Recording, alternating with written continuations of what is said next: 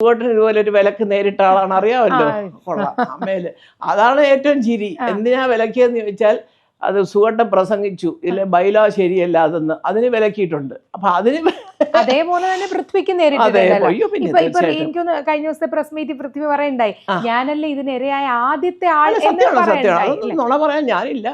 അവനെ വിലക്കിയിട്ടുണ്ട്. ഇപ്പൊ ഇന്നത്തെ പേരുകളിലുള്ള 2-3 പേര് വളരെ പ്രബലമായ രീതിയിൽ, അല്ല ഞാൻ അതുകൊണ്ട് പറയല്ല, മുദ്രാവാക്യമൊക്കെ വിളിച്ച് അങ്ങനെ എൻ്റെ പൃഥ്വി അത് എന്താ ചെയ്ത് തരുന്നു പറഞ്ഞാൽ, ഒരു പടവും ഇല്ലാതെ 2 പടം അഭിനയിച്ച ഒരു ചെറുപ്പക്കാരൻ, ഓസ്ട്രേലിയയിലെ പഠിത്തം 2 വർഷം എനിക്ക് വരാൻ പറ്റത്തില്ലെന്നൊക്കെ എഴുതി അയച്ച് വീട്ടിലിരിക്കുന്നു, കിട്ടിയ പടം വേണ്ടെന്ന് വെക്കണമെന്ന് പറയുന്നു. ശരി, ഒരു മാസം വിനയൻ സാറിൻ്റെ പടം 1 മാസം 2 മാസം 3 മാസമായി.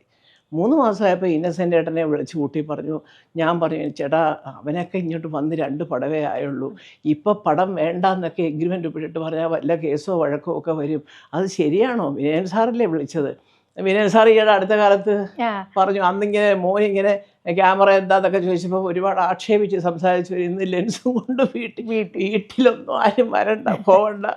പക്ഷേ എന്നാലും ഞാൻ പറഞ്ഞത്, കുട്ടികളുടെ ഒരു രീതിയിൽ ഏതെങ്കിലും ഒരു കുട്ടിക്ക് അതറിയാൻ താല്പര്യമുണ്ടെങ്കിൽ, മെല്ലി ഇറാനി എന്ന് പറയുന്ന പ്രസിദ്ധനായ ക്യാമറാമാനൊക്കെ ആരെങ്കിലും കൊച്ചു പിള്ളേരവിടെ ശരി വരുമ്പോൾ ഇതെന്താ ഇങ്ങനെ എന്നൊക്കെ ചെയ്യുമ്പോൾ അടുത്ത് വിളിച്ച് നിർത്തി പറഞ്ഞു കൊടുത്തിട്ട് അവരുടെ വിരലുകൊണ്ട് ക്യാമറ ഓൺ ചെയ്യിപ്പിക്കുമായിരുന്നു.